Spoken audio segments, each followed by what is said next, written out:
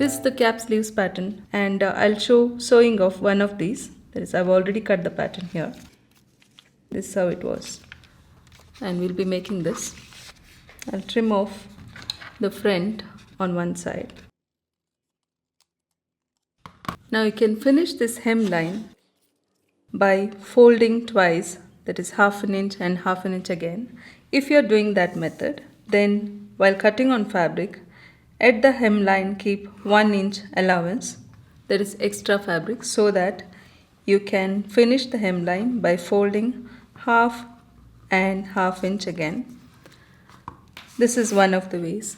Or you can finish the hemline with another strip of fabric like you have learnt in previous classes. Or you can finish the hemline using the cord piping method or binding method like you have learnt in the previous classes again. Now here I'll be finishing it with self-facing. Self-facing is finishing the hemline, that is making a facing with the same fabric. So for each sleeve you will have to cut 2 similar pieces. Now I'll be cutting only for one sleeve just to show you how to sew it.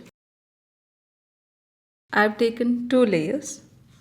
The selvage will be parallel to the center of the sleeve. At the lower hemline, I'll just keep half an inch. And at the curves, like you have learnt already, it's 1 centimeter.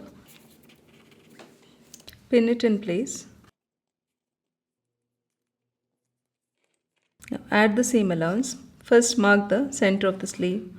Add 1 centimeter seam allowance on top. And half an inch at the lower part.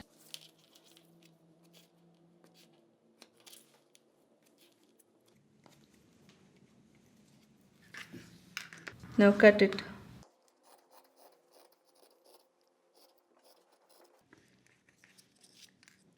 Make a notch at the sleeve center.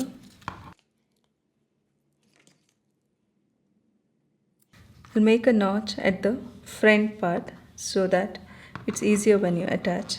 Now these 2 pieces are for one sleeve. You will need to cut 4 of them if you're doing this method of finishing the hemline. Now assume this is the right side of the fabric. Keep right on right, and you'll be sewing the hemline at half an inch and turn the facing to the wrong side of the main fabric. So your hemline is done. This is one of the methods which we'll be doing now. Once it's turned, stitch all around to make it like one piece. So that's what we'll be doing now. As explained earlier, keep right on right and sew the hemline half inch in from the edge, because that's the seam allowance given.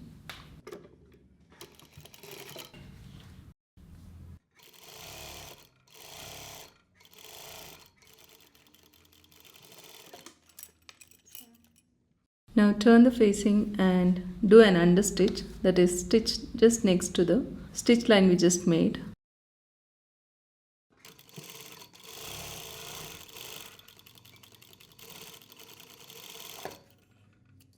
Now turn the facing to the wrong side. So the hemline is finished. Now join these 2 fabrics by stitching at the edge all around at the curves.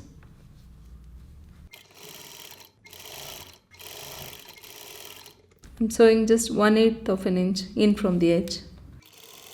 That is only to connect the 2 fabrics. Place the sleeve right on right, matching the sleeve notch with the shoulder seam. Pin it in place if you need to.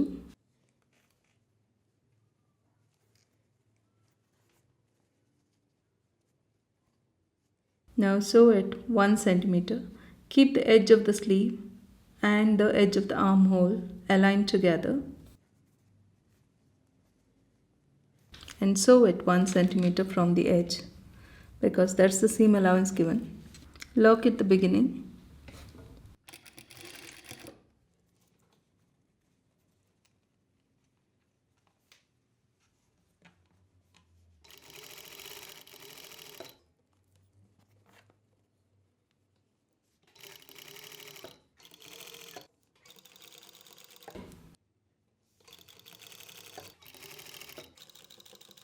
lock at the end. Now you can go ahead and overlock the raw edges and then sew the side seam. There is also another method we follow to conceal this part when you wear. That is, take a bias strip of fabric. There's a bias strip of fabric, and we'll finish this part with the bias strip so it looks much neater. This is the wrong side. Place right of the bias strip on the wrong side.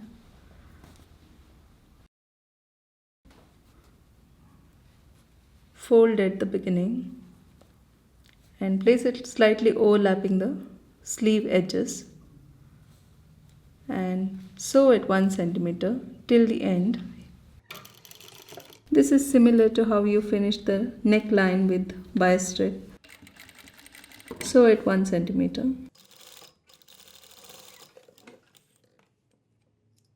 Slightly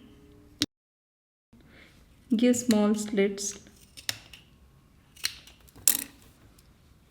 and then turn over the leftover fabric to the wrong side and sew here.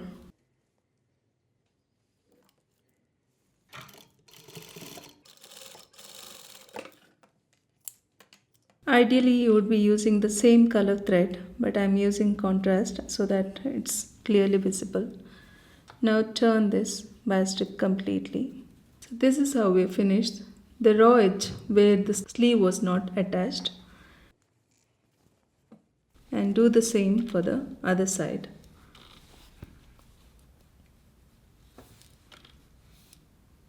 You can do either a hand hem or you can sew on top in the matching thread.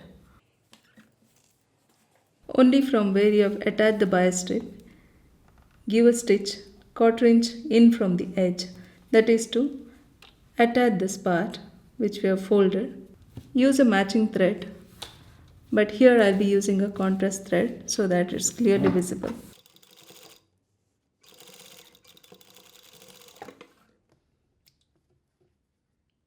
Now before finishing this part, that is under the arm with the bias strip, it's always better to overlock. I did it later. I'll show you what happens when you do later. When you overlock later, that is after finishing the leftover part of the sleeves with the bias strip, you cannot overlock till the edge. So I just wanted to show you this. So always overlock first and then finish with the bias strips. In the similar way, I've finished the back as well. But here if you see, I've used the same color thread, that matching thread.